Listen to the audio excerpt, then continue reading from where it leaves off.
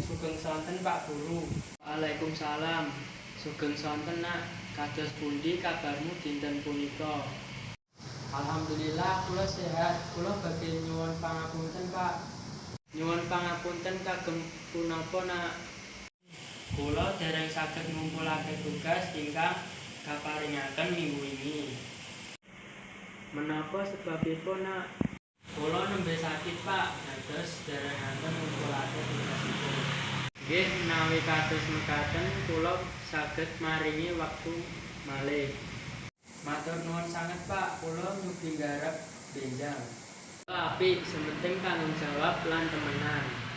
Nggih Pak, kula badhe sinau langkung giat. Kula pitados menawi panjenengan saged nglakoni punika kanthi sae.